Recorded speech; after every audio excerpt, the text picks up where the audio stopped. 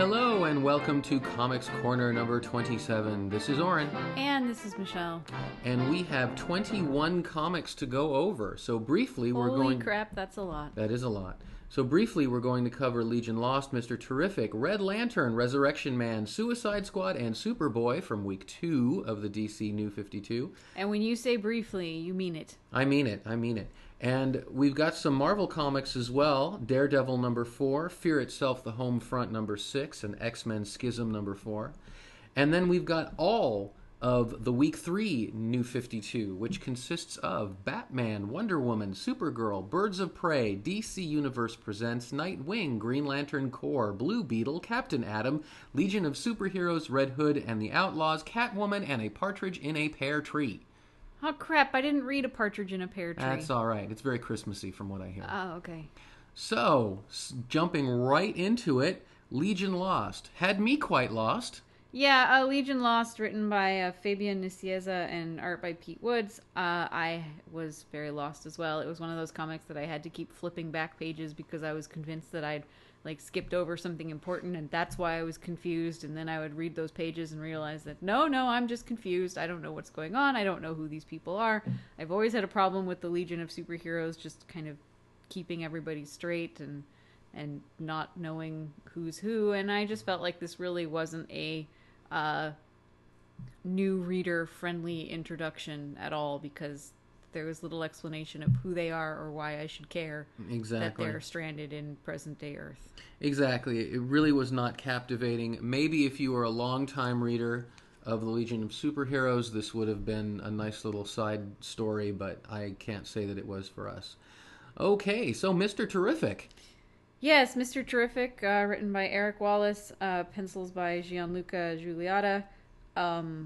Yeah. I was kind of excited by this title after hearing Eric Wallace talk about it at Comic-Con. Yeah, he certainly had a lot to say and had a good philosophy behind it. I just felt like it wasn't very well written. I just felt like it was really ham-fisted in the dialogue. I mean, there were just some really groan-worthy moments, like, Mr. Terrific pointing out to pretty much everyone that he's black, in case you weren't sure. He's black. Did you know he's black? And maybe in case there were colorblind people in the audience. We've got Karen Starr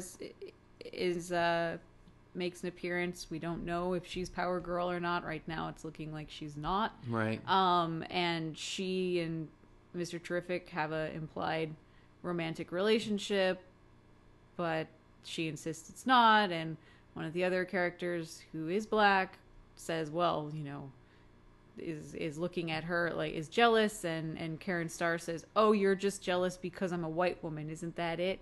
And it's just like, oh, come on. Diversity is great, but when you have the characters at every turn making sure that you're very aware that they are black or they are white, it's like, comics are a visual medium. They have pictures. I don't need Mr. Terrific telling me he's black. I can see it on the page. And I don't know. It just felt really heavy-handed and just really didn't sit well with me. I think the issue had some good ideas in it. I think, the sort of political understory that is part of the plot, I think, was interesting. And I think his background of how he became Mr. Terrific and all this is pretty interesting. But unfortunately, like you, I think that it didn't live up to the promise. And we've got all the number 2s, so we'll see if it gets better. I do agree. I did like some of the science fictional concepts. Mm-hmm. I will say that positively. I did like the idea of his secret sanctum in the ninth dimension. I thought that was a fun, just high science fictional idea, and the 2-page spread of his sanctum was just a really gorgeous piece of art, and so there were some interesting ideas in there. I just really hope that the writing improves. Yeah, we'll see if number 2 picks up. So, Red Lantern, which does get points from me for opening with the fantastic 2-page splash of Dexstar, the angriest kitty in the universe. Well, if you are the angriest kitty in the universe, then you definitely get your own splash page. Yes, and we should say written by Peter Milligan, pencils by Ed Benes. Red Lanterns, I enjoyed it more than I thought I would. Mm-hmm. You know, it's the story of, well, Atrocitus and the Red Lanterns. And we Right. do kind of see, I mean, my main thought with Red Lanterns was, I don't see how they're going to keep a ongoing monthly book about Just the Red being Lanterns. mad. I mean, they are rage filled. That's what they do. They are mad and they act out rage. And so I just wasn't seeing how they're going to do that, maintain, you know, for a monthly series. I still don't quite. I mean, we see Atrocitus is kind of Emo? yeah, I mean, he's kind of like, oh, I'm not Am sure. I angry you know? enough? Yeah, like he's lost his rage mojo, and I guess that was could be interesting. I just, like I said, I enjoyed the issue. I'm just not 100% sure if it's going to sustain interest over a monthly series. Yeah, I agree. And it's difficult when Atrocitus is fairly well spoken, but all of the other Red Lanterns are, you know, just grunting and, Right. and moaning and muttering gibberish, and so it doesn't give you a lot of great conversations. No, it's sort of a one-man monologue. But Ah, we'll well. see. I'm curious enough to read issue 2 and see how it goes. Yeah, so Resurrection Man, Yep, by Dan Abnett and Andy Lanning. who I guess created it. Who back are the in the creators 90s? of Yeah. the character. Art by Fernando Dagnino, I think. Something like that. Sounds good. And I really enjoyed Resurrection Man. You know, his power is that, you know, when he dies, he comes back with a different power, a different superpower. And I really thought that we would go longer before we saw him die. But he dies. I don't think this is really a spoiler. He dies in this issue and comes back. And I really like the character. I think it's a great concept because you really can explore anything you want, because when you have a character who when he dies can come back with any power that the writers want to give him, that means that they can put him in any situation and really explore a lot of different things because, well, he's a very flexible character. But I thought it was an interesting introduction to the character. I thought it clearly stated who he is and what he can do, and it was quite dark, and very, very interesting. I really enjoyed it. I liked the character. I thought it was well written. I wasn't as grabbed just by the plot. It didn't, really capture me, but I am hoping that number 2 sort of elaborates on where the plot of number 1 was going, so I will like both the character and the plot. So we'll see. Yeah. All right. So, Suicide Squad, for those of you out there who really like torture porn, wow, we've got the comic for you, boys and girls. Suicide Squad, 22 pages of torture porn. Yay. Yeah, I mean, Suicide Squad, all it written by Adam Glass and artists Federico Dallocchio and Ransom Getty and Scott Hanna. So a lot of pencilers. A lot of people, yeah. I will be honest, I was already negatively disposed against Suicide Squad because this has the now infamous cover of Harley Quinn, her new costume redesign, which is, little booty shorts and a very small and poorly fitting corset top that her boobs are basically falling out of. Which, as we find out and in the thigh-high issue, boots. is totally snow and weatherproof. Yeah, apparently all she needs to do is put on a little crop jacket and it keeps her completely warm. So that's a nice trick. So I was already just annoyed by the sexification of her costume. And I, like you said, it's nothing great. It's torture porn. They're being tortured. They're being tortured some more. Oh gosh, they're still being tortured. And then at the end, we discover the real reason behind why they were being tortured. I will say, however, King Shark as a giant hammerhead shark man yelling "meat, meat, meat" was Pretty funny. was pretty funny. So I think ditch the Suicide Squad concept and just give me the King Shark monthly, and I would probably enjoy that a lot more. Yeah, I mean, as far as the writing goes and everything, it wasn't a bad issue. I mean, but as I pointed out, I mean, it really didn't go very. It didn't really go anywhere. It was just watching him being tortured. And if we learned nothing else, we apparently learned that fat women are no longer welcome in the DCU. That's right. Amanda Waller makes an appearance, and she's a hot lady. She is now young and sexy and wearing a button-up shirt that's half unbuttoned, so her boobs are hanging out. And what's interesting is we just watched Young Justice on television, and Amanda Waller shows up on that, and she's the traditional Amanda Waller. She's a heavy-set woman with a deep booming voice, and apparently the DCU saw fit to make her look more like Angela Bassett. Yeah. Oh well, from the Green Lantern movie, for those who haven't seen it. All right, one more from week 2, and that is Superboy. By Scott Lobdell, art by R.B. Silva. So I figure we better give Scott Lobdell his credit, because he ain't going to get it later in the podcast. I think I was not excited about this in any possible way. I do not like the character of Connor. I'm, I guess, so old school that I actually liked Superboy Prime, I think they're calling him now. Yeah. And I think this new clone idea of Superboy is just, it's not my thing. And yet I found myself actually enjoying the comic. I think it was well written. I think Superboy Connor came across as a sympathetic character, and I was interested. I agree. I enjoyed it. I thought it was a good introduction to this version of Superboy, and was interesting. And I liked the way the story was framed. I'm not going to give anything away, but there is the twist at the end.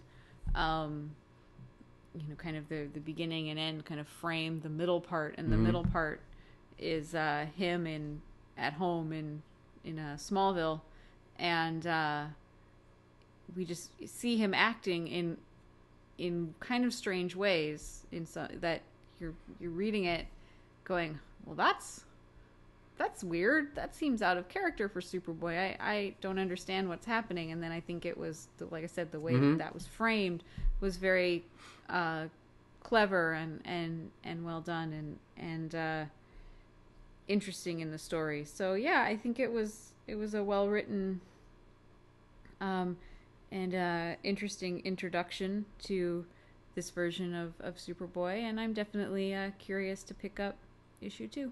Absolutely. So moving away from the DC universe to the Marvel universe, I'm going to just quickly talk about Daredevil, and that's by Mark Waid, and the art by the Riveras.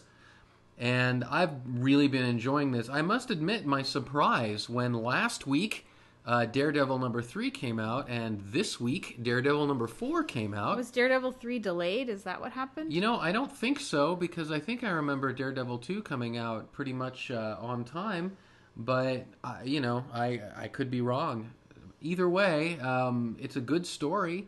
It continues the story from number 3, where Matt Murdock, who sort of can't set foot in a courtroom anymore because people know he's Daredevil, has decided that he's going to coach other people, and that's going to be how he does the right thing by day. And it combines good action and a good story and really snappy writing. And Daredevil is a very happy warrior. So many of these comics were talking about this is dark. We were joking once before that every comic in the DCU now is a horror comic. Donald Duck, the horror comic. It's true. The DC, the new DCU does seem to be a very dark place. And it's nice to see Daredevil being such a happy warrior, that he's he's had a horrible life with lots of trauma and everything else, and he's kind of reached a little peace, and it makes for a fun story. So I really enjoyed that. And next we have Fear Itself, The Home Front, number 6. Yeah, so this is obviously one of the tie-in issues to the big Fear Itself event, which I do have to admit, there was a part of me when we picked up this issue at the comic book store last week where I was like, I've been so, I guess, immersed in the new DC universe that I was like, wait, Fear Itself is still going on? I thought that was done. And then, so I had to step out of the DC universe and remind myself that there are still other comic book universes out there that are still going on. The Marvel universe is in disarray. Yeah, it is. So yeah, Fear Itself, which we're down the home stretch now. We're coming to the conclusion. Yeah. There's one more of the main title, and there's also one more of Homefront. And Homefront is a short story collection, and what it's been trying to do all along is giving you little snippets of what's happening in other parts of the country and other parts of the world, to really just round out the feeling of dread and fear that has gripped the world. And the main reason I've been reading it is that I've been really enjoying the main story, Speedball, by Christos Gage and Mike Mayhew, art by Rain Barreto, which is dealing with Speedball, who's like a sea-level hero, and trying to save the day in the middle of the country. Yeah, to try and save the areas in the country that are being ignored by the main superhero teams. And it's just been a really, I think, sometimes fun and action-packed, but also just a really touching story, a very emotional story. You've got a mother who's lost her son. You've got Speedball, who feels the guilt of a previous incident that went wrong that caused the death of many people, and how he and the mother form a pretty unlikely alliance in working together to not only, in his case, fight the villains, but also fight the fear through words and through helping people feel connected and using technology. I mean, this one opens with an iPad screen. As they all should, really. And just how you don't have to fight physically to defeat the big bad and the fear, that you also can have power with just words. And there is also, though, lots of kicking butt and action in this story, and I thought it was... Yeah, it's called The Sisters of Sin because the Sisters of Sin show up to wreak some havoc. And they are not nice. They are not nice. So yeah, I really enjoyed it. It was a great episode in the story, and I look forward to the finale. The second one left me cold.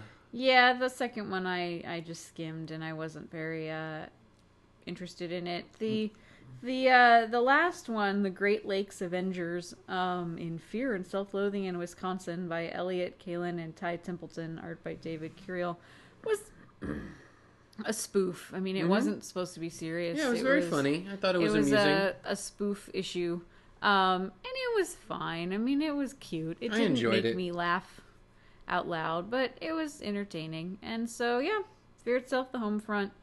If you're enjoying the Fear Itself main event, it's worth picking up. Like I said, if nothing else, for the Speedball story, which I think is really good, and a really nice complement to the main event. And speaking of main events, we've got X-Men Schism. Yes. By Jason Aaron, with the art by Alan Davis. And this is 4 of 5. Yep, so the schism is deepening. The schism is deepening. In fact, this is the issue in which the two who we know are schisming, Wolverine and Cyclops, the cover shows them fighting each other, so it's pretty clear that the schism comes to a head in this one, and it does.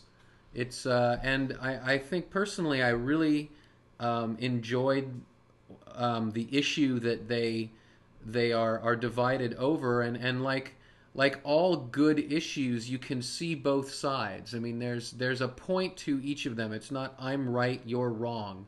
They both have a point, and they both are doing what they think is in the best interest of mutant kind.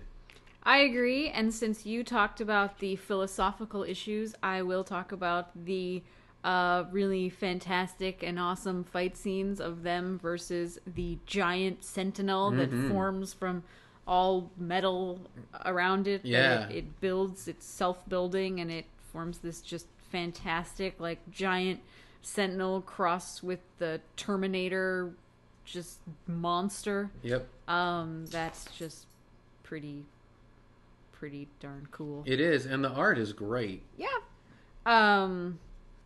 Yeah, I've been really enjoying this. I mean, as we've talked about before, I haven't really been following any of the X books. I really picked this up because I'm a fan of Jason Aaron. Mm-hmm. And I think Scalped, his book on Vertigo, is just a phenomenal series. Yeah.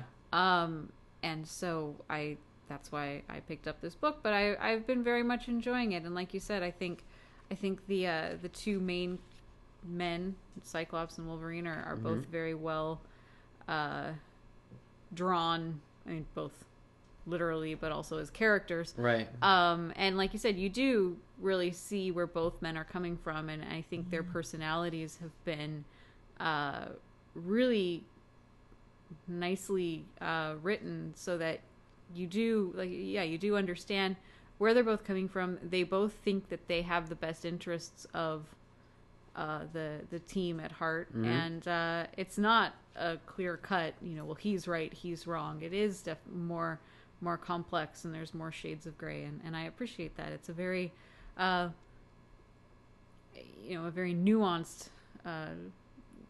take on the situation. Absolutely. Which, I mean, it's hilarious, I realize, to talk about nuance when the main thrust of the issue is them fighting a big-ass sentinel. But I think, as to credit Jason Aaron for being just a really, like I said, really fantastic writer, that he does manage to find nuanced character moments even in the midst of a giant epic battle. Right. It's not easy to write both the emotional and intellectual scenes at the same time you're writing these huge widescreen action panels, and yet he manages to do that, and that's pretty awesome. So we are now back in the DCU, and this time we do have all of this week's New 52. Yeah, because that's how much we care about this podcast. We read them all last week. And normally I try to capture something sort of like alphabetical order, but this time, since we had so many comics, I actually tried to put them more of an order of making sure we have enough time to cover them. So the ones that are towards the end of the episode are the ones that, if we run out of time, there's nothing lost. That makes sense. All right, so starting with the two best of the week and possibly of the New 52 overall, we'll see. Batman #1. So yeah, Batman, written by Scott Snyder, art by Greg Capullo, is one that I think both of us have been looking forward to. Yeah. One of the titles we've been looking forward to the most of the whole relaunch. I love Scott Snyder from American Vampire, and I was super excited. And he also had his run on Detective Comics, which was critically acclaimed, and so I was super excited to see him on Batman. And yeah, I think when I read this one, I put it down, and I just thought, my first reaction was like, that was pretty close to perfection, in the sense that it is a fantastic story in and of itself. That's you really, you get some excitement. There's a great mystery. There's some action. I think the twist at the end made me gasp. I mean, I literally did gasp, and I'm really excited to see what happens next. But it was perfect, not in just being a good story, but that I think Scott Snyder really got that this was a number one, that this was hopefully going to serve as an introduction for the new readers to this world and these characters. And just, I thought his introduction of the Rogues Gallery, of the Bat family, we see Bruce Wayne and his various Robins, and we need Alfred, even the city of Gotham itself. I mean, just all the ways that all of these things that are so important to the Batman mythology were just introduced in such an elegant and organic way. I mean, he utilizes Batman's kind of interior monologue. He utilizes Batman's toys, future tech and computer facial recognition access, and we see like access levels for various characters and things like that, which led to a nice moment that we learned that Alfred, as he should, has the highest level access of anyone. Absolutely. But I just felt like it so perfectly introduced us to this, to Scott Snyder's version of Bruce Wayne, to the city, to the relationships he has with other people, in a way that didn't feel like an info dump. It didn't feel like just, hey, look here, we've got to get this out of the way before we get to the main story. It was part of the story, and it was just fantastic. I agree. This really was a amazing number one issue. It's a very compelling story. I'm very much looking forward to going with it. And I think I'd seen maybe 2 or 3 Greg Capullo comics in the past. I think I didn't own, but I'd read a Spawn from the 90s that he had done, and recently I flipped through one of his Haunts, which is also Todd McFarlane, and he's certainly a great artist, and I think he's really doing Batman well. I think the art is great. He has some great. I saw someone online described Greg Capullo as a cross between Batman the Animated Series and Jim Lee. And it really that's a good place to be. And it's a pretty accurate depiction, because some of his, he draws in a more stylized, cartoony style, but just still beautifully rendered with fantastic details. I think, Gotham looks amazing. I love how when Batman is, leaping through the city, swinging on his Gatling hooks, or grappling hooks, not Gatling. Greg Capullo draws like swarms of bats around him, and it's the kind of imagery that, yes, it's over the top, and yes, it's fantastical, but I think it just works really, really well in comics, and in this particular story especially. And I really loved, we see Batman and Harvey Bullock have kind of a fun, working relationship, and I very much enjoyed that, and Batman, I really liked his speech on the future of Gotham and shaping the city. This is kind of continuing on, as Scott Snyder said, that he's continuing on with some of the Grant Morrison Batman Inc. Characterization of Batman, where he's a more optimistic figure, where he is trying to look to the future. We saw some of that in Batman and Robin too, where we see Batman, talking about not dwelling on the past so much and looking ahead to the future. And I think it seems like with these various, Bat books, the writers actually are trying to maintain some like character consistency between them, and that's really cool. So yeah, it's fantastic. I think it's definitely one of the best so far. And I'm really excited for issue 2, and it's a really, really great read. And I think like I said, it is a really perfect example of how to do a number 1 issue right. Yeah, so speaking of another near perfect, absolutely wonderful comic, Wonder Woman is one of my favorite characters, and I've followed her. Who has sadly been not always treated well in comics history. She's had some pretty poor runs on her Yeah, titles. I think people don't know what to do with her because, on the one hand, she's supposed to be this sort of woman who's sensitive and compassionate and everything else. On the other, she's this, kick-ass warrior.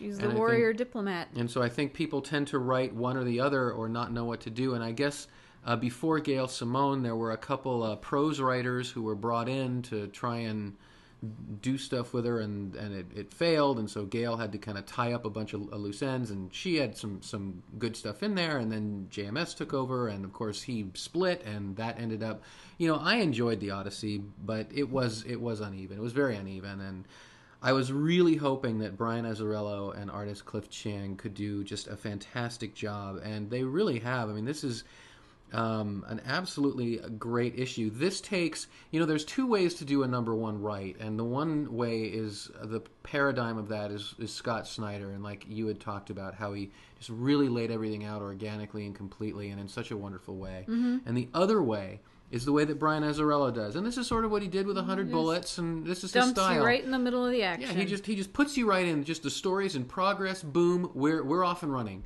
and you just sort of find out what's going on slowly as things are moving, and that's the other way to do it because it's really exciting and it just gets you. It gets the heart pumping immediately, right in the action. The art is absolutely superb. It's stylized, but in a great way.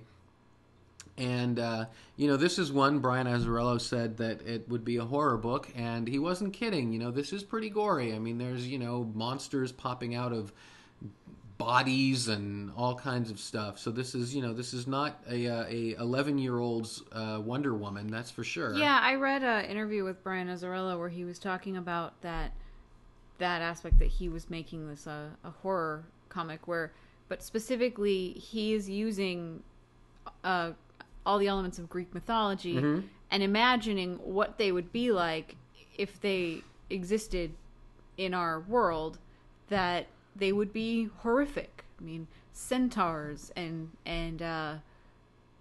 blue-skinned gods and oracles and all of these things. I mean, they would be seen as horror monsters, and that's how he depicts them, and it's really great. It's really, really cool to see this take on Greek mythology and Wonder Woman, but in a pretty scary way. Right, and for those of you who liked Gaiman's American Gods, not that this has anything to do with his book, but it's the same idea of gods in the modern world. Sure, gods walking amongst us. But yeah, I agree with you. I thought this was spectacular. It's another one that I was really looking forward to because it's a amazing creative team. Cliff Chiang is one of my favorite artists currently, and it didn't disappoint. I think one thing I really loved about Cliff Chiang's art is that it's very dynamic. It's really just fluid lines and a lot of bold action and really throws you right in the middle of it. He also just he draws characters that actually are acting. They're actually responding to what's happening. Sometimes comic book artists have difficulty with expressions because expressions are very hard to draw, and you end up with characters that just look constantly like a flat affect or dead-eyed. They don't really look like they're responding to what's happening around them. But I think Cliff Chiang draws surprise, he draws terror, he draws anger on the characters' faces in just a really strong and believable way. So it really does feel like these people, we have in this first issue, there's a young woman who is not a god. She's just a young, ordinary woman who finds herself suddenly thrown into the midst of this great mystery and struggle that's going on with the gods, and Wonder Woman has to save her. And I think that woman, is kind of, in a way, is a great representation of the reader, that we don't really know what's going on yet, and and her reactions. I just was very impressed, I guess, with how Cliff Chiang managed to show just the emotion on the characters' faces. And Diana, Wonder Woman looks fantastic. She looks like an Amazon princess. She's tall, she's strong, sexy, but in a very, just strong, kick-ass kind of way. And yeah, it's great. And lastly, I would like to also single out something that I don't think these people get enough credit, but I would also like to talk about Matthew Wilson, who's the colorist. Yeah, the colors are beautiful. Not only are they beautiful, but in this particular issue, you have panels where Apollo, the sun god, is often drawn with a completely black, and I don't mean African American, I mean blackened face. Mm-hmm. And very often the expression is completely done, with shading and with, the shape of his yellow eyes and yellow smile and things like that. So this is definitely an issue where the color plays a major role in how a panel is perceived and how it comes out. And I think the colorist did a really great job with this book as well. Yeah, so it's great. All right, so moving on to Supergirl. Yeah, written by Michael Green and Mike Johnson, pencils by Mahmoud Asrar. So yeah, with this one we have Supergirl crash landing on Earth. And this one is another harder reboot. This is another more sort of starting over as opposed to Batman, which doesn't play at all with the origin, and Wonder Woman, where we don't know yet because they don't bother with it. Yeah, no, this is showing Supergirl's as she first arrives on Earth. Right, she and it's new. It's a new origin story. On Earth, and is pretty much immediately apprehended. Mm-hmm. Yeah, I thought this was a great introduction to the character. It was. I agree. I thought it was, it was very exciting. There's lots of Supergirl fighting giant robot mecha things. And how can you beat that? And but while she's fighting, when she believes she's fighting for her survival, she's also trying to figure out like what's happened to her. She's discovering her powers. And I just thought it was written very well, that it felt like a very organic development for this character. It felt like a believable and organic, discovery of the fact that she's got different powers here on Earth. The yellow or sun, powers at all. Yeah, or power. Yeah, and the yellow sun is the sun's rising, and she's discovering her powers, and she's kind of like, whoa, what's this? Like, what's going on? How am I doing this? And she's scared, but at the same, she's at the same time scared, but also kind of excited, like, hey, this is kind of cool that I can do this. And so I thought it was just an interesting introduction. Yeah, it was done very, very well, and another, I think, great example of what the New 52 can do when it really puts its mind to it and has good people in it. And without giving anything away, because it is the spoiler from hell, I have seen people wondering if Superman is going to play a role in her life. And obviously you can't have Supergirl without Superman, but I do think that is also handled particularly well. I agree. So moving on to Birds of Prey. Yes. This was by Dwayne, written by Dwayne, and I cannot pronounce his last name for the life of me. Dwayne Swierczynski is what I'm going to go with, okay, but it's probably wrong. Okay. Art by Jesus Saiz. So you want to go first on this one? I thought it was fine. I think the writing was fairly snappy. And, I just have to admit, I don't mean to be a Gail Simone purist, but I think she did the definitive Birds of Prey, and I think that I just wasn't all that compelled by the plot of, there's a man whose his life is in danger, and so two members of the Birds of Prey, which are now getting together with the help of Barbara Gordon, who is no longer Oracle, and they're trying to save him, and I just personally didn't feel that the story, the plot, was all that gripping, even though it was well written and it was a fine issue. I think I liked this one a little bit more. It's another one that threw you right in the middle of the action. And I thought the framing device of the reporter, so we see this reporter who's been tracking Black Canary and Starling for the last 2 weeks, and he's gone to a church to meet his informant, and obviously things don't quite go as planned, and our heroes Green Arrow. I was about to say Green Arrow because he and Black Canary and Starling have to save the reporter's life. And I thought that the framing device of the reporter talking about his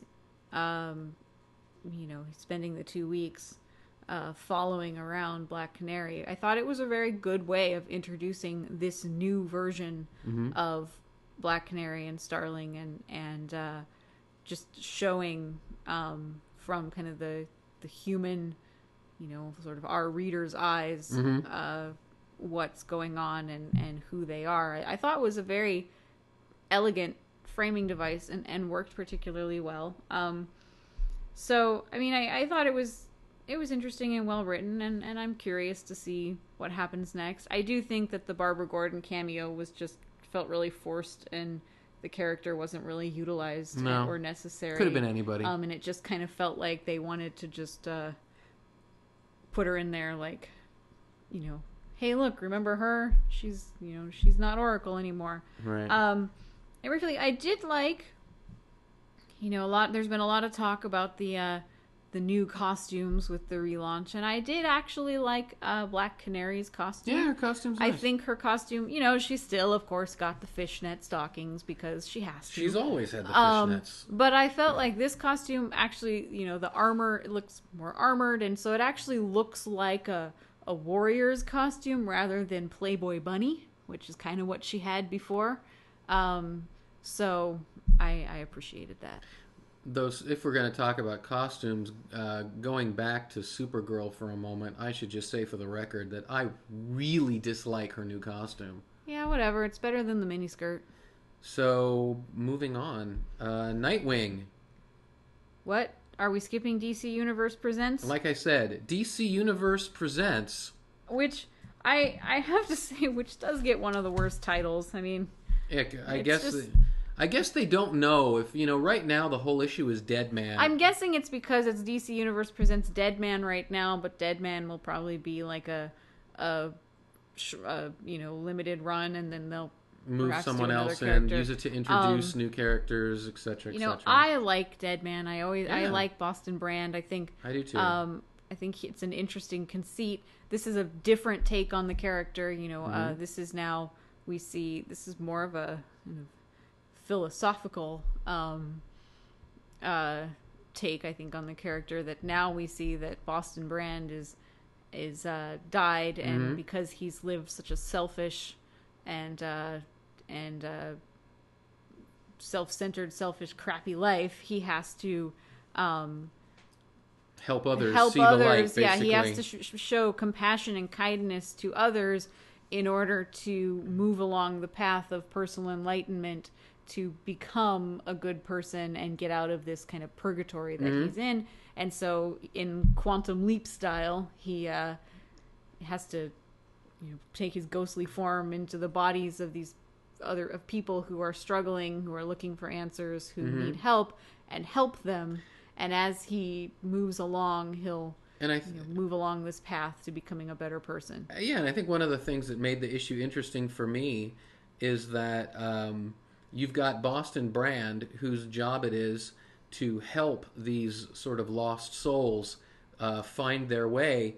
And what makes it interesting is that Boston Brand himself is a pretty lost soul and doesn't know the way. He doesn't, and he's trying to figure it out as he goes, and he gets frustrated. And so, yeah, I think it was a great introduction to this new version of the character. I thought he was a very sympathetic character. I think all of us can probably relate to not knowing what the heck we're supposed to do, and feeling like we need to be better people. And it was just fun. There's some fun scenes of him jumping from body to body that were, I thought, entertaining and done well, and yeah, I really enjoyed it, and I look forward to reading more about Dead Man. All right, now. Oh, and I don't know if I actually said who wrote it, so just in case I Okay. didn't, written by Paul Jenkins and Bernard Chang, or I guess written and illustrated by Paul Jenkins and Bernard Chang. All right, so moving on to Nightwing Yes, Nightwing. by people. Hang on, let me get it. This is where you start talking about it while So- I'm looking for the issue. I think it was very well written, and the art was very dynamic. I've never read any issues of Nightwing in the past. I'm certainly not a authority on Nightwing. I thought they did a good job of sort of getting backstory in. It was very well written by Kyle Higgins and very nicely drawn by Eddie Barrows. Okay, continue. And they did a good job, I think, of having Dick Grayson sort of talk about his backstory in a context of what he was doing without making it seem like, and now we're going to stop and have a flashback to, whatever. So I enjoyed that part of it. I can't say that Nightwing is one of my favorite characters that I am just really deeply engrossed with, but I do think it was a good issue. Sure, I mean, obviously Dick Grayson was Batman, and now he is... and was Robin before that. Yeah, and so he's now no longer in the Bat Cowl. Now he's back to Nightwing. And like you said, I think a big theme in this issue and in a lot of the Bat books that I've read so far has been this theme of confronting your past and being afraid of your past and trying to work through that fear to be able to move on to the future. And that was definitely a theme here. We see, like you said, a lot of the issue is, the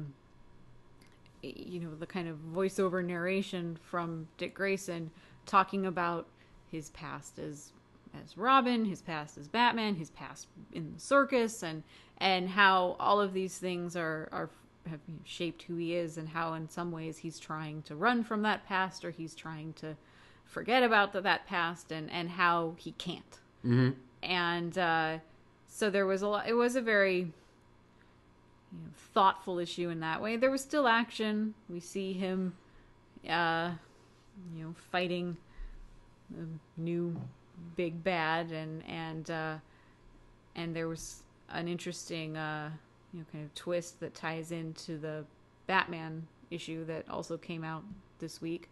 We learn a little bit more about Dick Grayson that leaves us wondering just who he is and what's going on, and that I thought was interesting and well done. So yeah, it's also not. It wasn't a title that I was really excited about just because Nightwing isn't a character that I really care one way or another about, but I thought it was interesting. Yeah. So moving on to Green Lantern Corps, it was fine. I can't say that I'm all that excited about the Green Lantern Corps. I enjoyed the interaction of Jon Stewart, a character I enjoy, and Guy Gardner, a character that was fine. I think that it was particularly gory, which kind of surprised me, because I thought this would be more of your all-ages superhero gung-ho, book, but it shows you what I know. Okay. Yeah, I agree. Green Lantern, written by Peter J. Tomasi, art by Fernando Pasarin. The big problem with the Green Lantern books, I think, in my opinion, is that they are not rebooted really in any way, shape, or form. They're kind of just continuing on. So this was another one. It didn't really feel like a relaunch. It just felt like another issue in the ongoing Green Lantern Corps Right, books. soap opera that is. So I don't think it was necessarily a great, jumping on point. But, I mean, he did try. Peter J. Tomasi did, I think, give a good introduction of Jon Stewart and Guy Gardner. I enjoyed the moments, we see them both trying to live normal lives, Green Lantern Corps lives. We see Guy Gardner's trying to get a job as a high school coach, and Jon Stewart's working in building architecture, and they're trying to live normal lives, but we see that they they can't, and there's some good scenes, I think, with I really enjoyed their interaction. With their interactions with each other and the world, trying to kind of, Guy Gardner kind of ruefully remarks, why didn't we wear masks from the beginning like Hal and Kyle did? Like, it would have been so much easier. And I thought those were interesting and good character development moments. The story itself was pretty uninteresting. It was one of those that I read and then promptly forgot.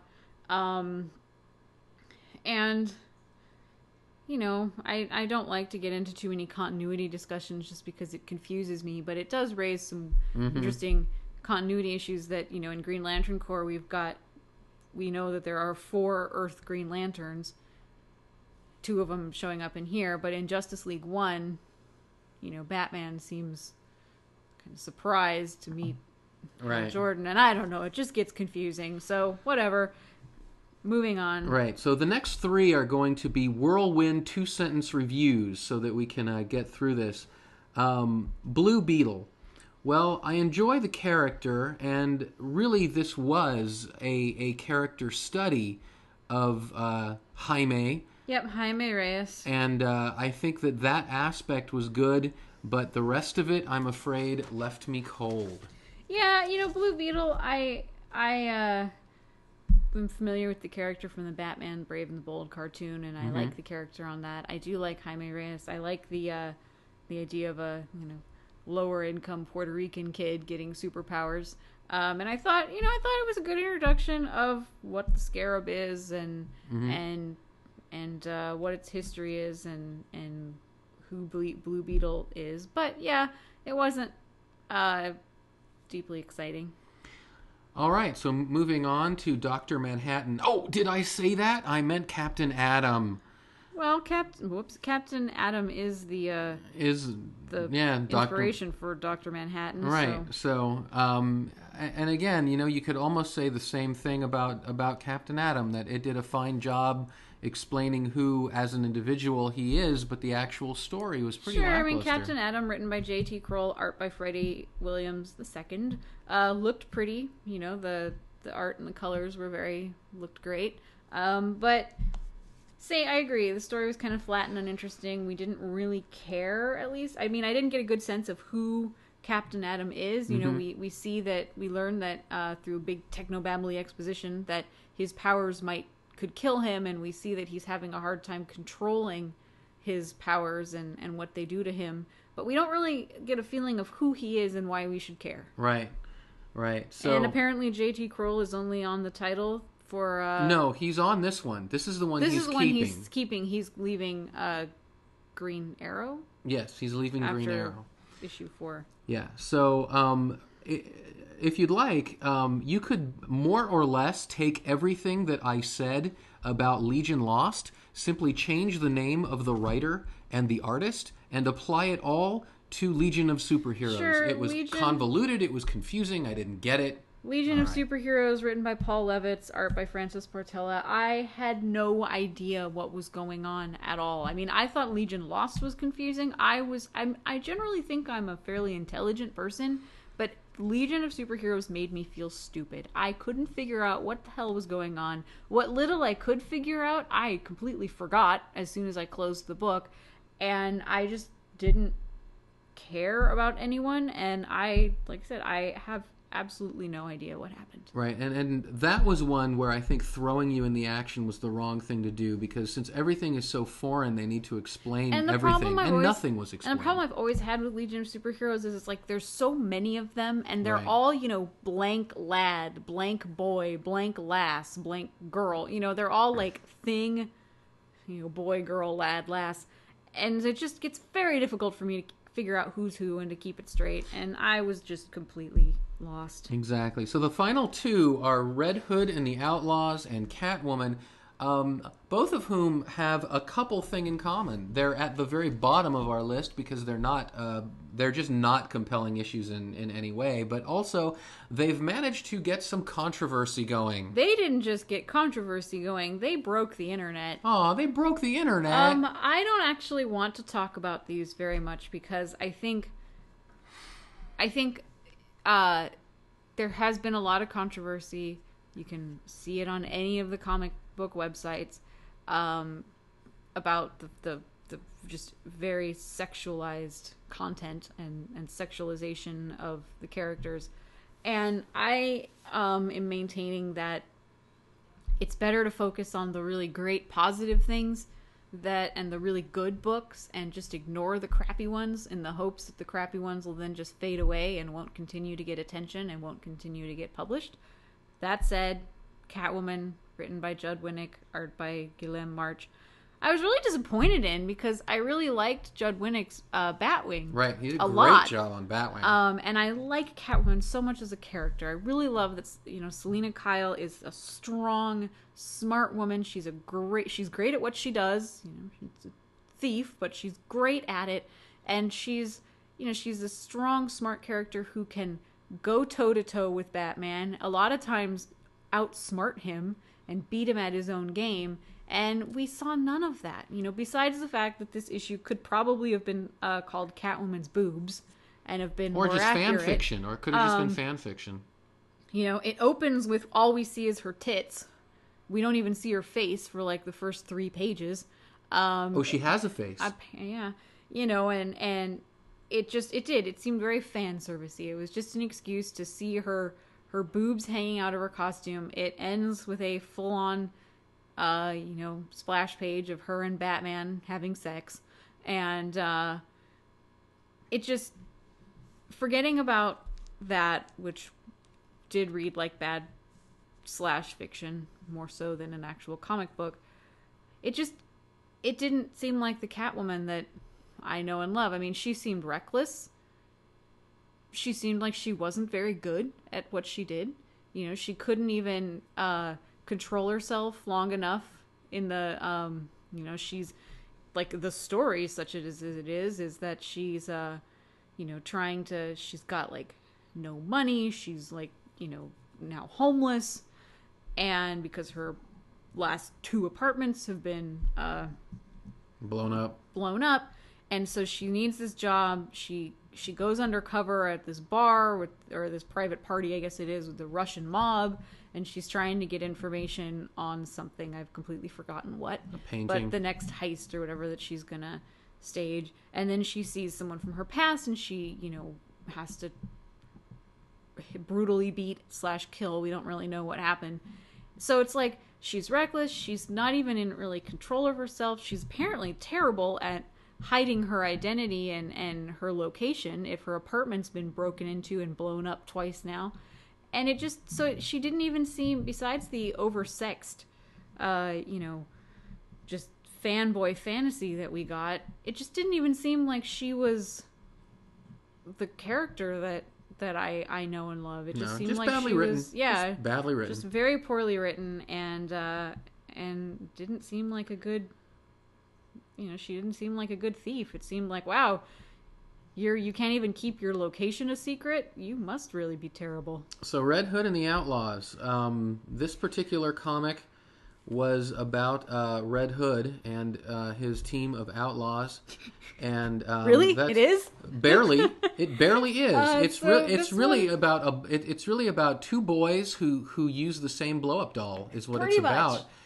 Yep. There really isn't a story here, and it was. Again, Scott Lobdell did a great Superboy, and more power to him. Just like Judd. I mean, they did one great comic. Yeah, and then I don't know what the hell happened with this. And then crap. And Red Hood and the Outlaws. Again, not to focus on the controversy of the sex. I mean, yes, you can read all about that on the internet, but just the bottom line is the story itself is just not compelling. I mean, regardless, if you're 13 and just want to see a female drawn, sexy, then that's one thing. But if you actually want to read a story, there isn't one here. And that's the same with Catwoman. There's just a lot of sort of panels that don't make a whole lot of sense together. Yeah, I agree. Scott Lobdell, art by Kenneth Rocafort. It's too bad because the intro, I did think I enjoyed the prison break. Jason Todd breaking Roy Harper out of prison. I enjoyed those first couple of pages, and then Starfire shows up wearing what looks like bits of purple masking tape across her boobs, pasties and tape.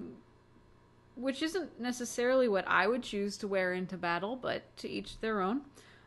She shows up, and we learn that basically she's either had a memory wipe, or we don't know what exactly is going on, or just this new version of the character doesn't remember any of her past relationships, doesn't seem to care about anyone. All she's looking for is a hookup. And that's all that the boys in the story seem to view her as well. And we get lots of over-the-top, provocative poses of her in an incredibly tiny bikini.